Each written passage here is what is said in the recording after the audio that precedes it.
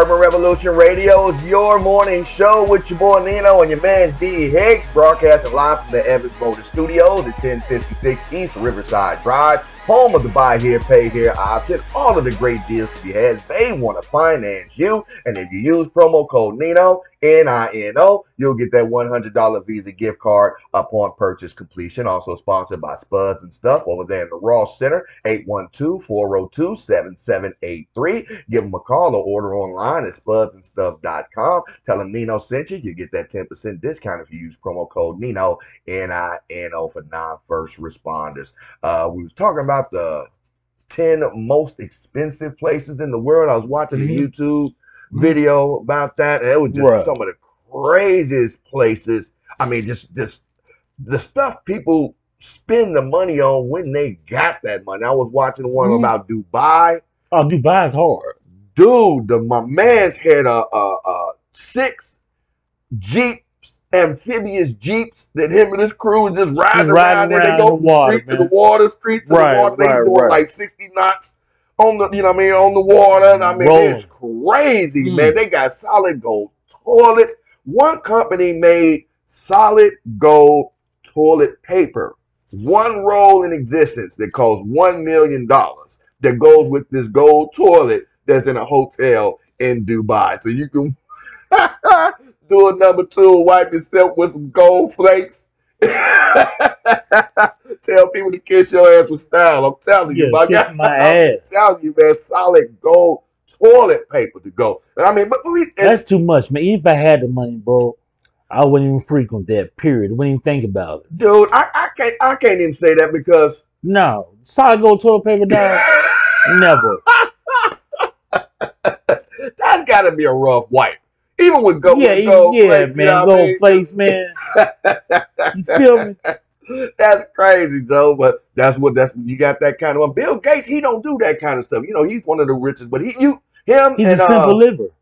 What's your other man's name? Elon Musk. They're very simple. They live in very comparatively little itty bitty houses compared to the money that they make. I'm talking. I think Bill Gates' house. I mean, Elon Musk's house was only like $500,000 or something like that. Warren Buffett still lives in the same house that he bought for $60,000 back in 1978. I believe that. You know what I mean? So a lot of billionaires don't ball out like that. Right, bro. But them Emirates, oh, they don't care. Dude, they get down. If you can put gold on it, they had a they had a gold-plated Mercedes-Benz, no, a gold-plated Nissan, like ZX and some crazy stuff like that. Well, it was like gold infused, 24 karat, plated, everything on the back window saying "Do not touch." Fully functional, working car. I mean, I know the gas mileage got to suck because you got a solid gold. They open up the hood, and I'm talking about gold, gold engine parts and all the whatever. And everything on there. Dude, anything that could be gold on that thing, they made it gold. You know what I mean? If it was like needed sturdy steel, like the, I guess the shafts and all that, they had to keep that regular steel and iron, all that kind of stuff. Yeah, for the heat. If you can put gold on it, man, they put gold on it, dude. And that was that car, it's right there, was worth a solid $1 million as well. So for $1 million, you can either get you a roll of toilet paper or a solid gold car. Right, apples and oranges, man. I'm taking my car. Dude, these people do with $1 million. But we talking about inflation is about to start rising. They was talking about that in the news reports. Right. You know, with the price of everything, they saying that with the peanut butter's going up. Because they trying to blame it on giving, the federal minimum wage going up to $15 in a lot of places. But it's because the shippers, the businesses just don't want to cut their bottom lines. We really don't have to raise. We don't have to raise wages. We just have to lower prices. Right. People don't think that cost of living. If you just lowered the prices 15 years, just go back 10 years, lower prices from 5-7 years ago for stuff. You know what I mean? And it would just be amazing, But when you're dealing with supply and demand, there's some numbers that's going in there. And as long as people are willing to pay for it at a high price, they're going to pay it.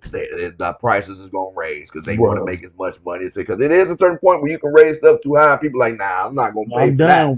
That's what the supply and demand mean. You got that price right there in the middle. That's good to get you sustainable growth. And just usually a line that goes up and up and up over time because people want to make more to be able to buy more. But then the people that sell more want to keep their bottom line, so they charge more. So they charge more than the people. If you're making more, you're paying more, so the money really ain't. A loaf of bread that cost 15 cents back when our mamas and daddies was, you know, kids, is $2 now. Right. 80 the same $80 loaf of bread, the 86-cent loaf of bread in Walmart that was about this long back in the day. That stuff is this long now. That's small. They took off almost a third of the bread out of there for the sand. They don't even make the sandwiches, the sandwich ones, because you know in the sandwich slices you get more slices out of a sandwich style versus like the regular bun. They make it thicker so you use more, and you come out. I'm telling you, there's all kind of schemes going on to try to suck money out of your pocket, especially in the 10 most expensive cities in the world to live in. And this is according to WadeCenter.com. It said number 10 most expensive city in the world is Copenhagen, Denmark. As many experts call Copenhagen one of the best cities in the world to live. It's very clean, it's very safe community, the economic and political center of the Kingdom of Denmark, and the country as a whole has a high standard of living, but directly in the capital wages are often higher than in many other regions. So they tax more, you know, things, you know, but they use that money. They do their money and put it back into the environment. And America don't want to do that. They want to act like they want to keep their money in your pockets. But then when you go out there and you got a million potholes out in the street, you want to blame the city for that. So either you're going to pay taxes to get your city and keep your city clean and the stuff you need, or you're going to keep the money in your pocket and you have to go out there and pave your own streets. Pave your own streets and stuff and work your own sewer lines. You see how that works out. As they work in Copenhagen, often guarantees a qualified specialist an average of 5,800 euros per month, and however taxes they are also impressive. In addition, the real estate market is overloaded, and to find a room in a normal area for less than 900 to 1,000 euros is virtually unrealistic. So how much is that in American money? I mean, they're real close to $1 the euro. So we're talking about an average the average person make about $5,000 a month, but they taxed high. You know, but all of that money is going to back into the city and all that kind of stuff. So a lot of these cities are doing the same thing. Los Angeles comes in at the 9th most expensive place to live, and say it provides an average income of about $5,000 a month, a little bit less than Copenhagen, Denmark. And they say that, but life in the metropolis is very expensive, where real estate prices are 15 to 20% higher than the national average. And of course, we are talking about Hollywood, Los Angeles. Of course, everybody wants to live there. You know, supply and demand. I don't. Well, you know, I've been out there. You know, it's nice. I'm telling you, it's a beautiful place to stay. But once again, it's crazy. They can have it. They don't sleep. They can have it. It's people up. Like big cities is all. Chicago was the same way. People are up all the time. You know, I mean, it's always something going on. So you trying to find a quiet place in LA is probably going to be a hard thing to do. Number 8 is Geneva, Switzerland. Have you ever been to either Geneva or Copenhagen, Denmark? You was over in Germany, I was in Germany, yes. Okay. Say, Geneva, Switzerland comes in at number 8, the 8th most expensive place to live. It say the rent of real estate in the city exceeds 2,000 euros a month. Therefore, about 27% of the French who work permanently in Geneva return home to France every day. So they work in Geneva, but they'd rather travel out back over to France, I guess, you know, to pay. I would too. Let's see, number 7, New York City. Oh, yeah. And they say all kind of festivals and sporting events are held there, but bored in the city you will never be. But living here all the time is very expensive. Renting a studio in the center of the city is about $3,000 a month just for a studio apartment. You know what I mean? Now that's compared to right now my 3.5 bedroom, quarter-acre house is only $500 and some change a month. Now you talk about a studio apartment for $3,000 a month in New York City. You talking about the cost of living just because everybody wants to live there. Supply and demand. Well, we got number 6, Tel Aviv, Israel. I would have never thought that. It's a legal employment in Israel today is in great demand among foreigners from the former Soviet Union. One of the most popular destinations is the major city of Tel Aviv, located on the Mediterranean coast. Is even the most modest room with few amenities will cost at least 900 euros, about, you know, equivalent dollars a month. A little cheaper. You know, then we got Osaka, Japan. Say renting a one-room apartment in the center of Osaka costs about 600 euros, and the average salary in Japan is about 2,600 euros per month. Now you got to think The cost of living. their cost of living based upon compared to how much they actually make. They don't pay their employees there in Japan as much as you would think the same job would pay here in America because the stuff that they sell in there is not as expensive. Because it's made there. You know, they real picky, real deliberate on how they dole out their resources. You know, Japan is an island nation, you know, so it's real hard to like grow, grow stuff in abundance in the small island like that. So they have to be real careful about their resources so they don't overcharge for things, but they're a real economic culture at that. Gluttony is very frowned upon. Yes. In Japanese culture, you know what I mean? Where we think being fat and the sign of, wealth and all that kind of stuff, he must have a lot of money, he's spending money on this, that, and the third. In Japan, it's not really like that. They're real humble. Humility is real key there in most of the culture, especially when it comes to how much you make, how much you spend, where you live, all that kind of other good stuff. It's almost like sometimes upon above. Okay, well, you're gonna be a cook, you're gonna be the butcher, you're gonna be a diplomat, you're gonna be, and they tell you what you're gonna do, and when you know what's expected of you as you grow up. I was watching another YouTube video where they were saying why people who move to Japan end up hating it after a couple years because their expectations of it is so high. They think it's going to be just like it is in the movies and all that good stuff. A whole bunch of people walk around in just kimonos and smiling and bowing all the time. But no, the underlying culture, as they say, is the tip of the iceberg. The tip of the iceberg is what we see on the movies and all that. But they got their own prejudices and races and parenting cultures and don't eat before the elders kind of you break any of these rules. It's real frowned upon over there. So you got to it's a real culture shock for a lot of people when they stay over there, especially people who get stationed over there and don't know. I've been to Japan. So it's a big culture shock like that. Then we got number 4, Singapore, another Asian city. It says about thousands of migrant workers from different countries tend to find jobs in Singapore. So it's not surprising that a population of just over 5.9 million people in the city do business or are engaged in professional activities with more than 1.3 million foreigners. So renting a modest apartment here costs at least 1,300 to 1,800 euros per month. And they say what the average salary, but they don't say what the average salary is on that one. Well, I'm sure the average salary in Singapore is higher than the average salary in Osaka, but that's why everything is higher, to rent as well.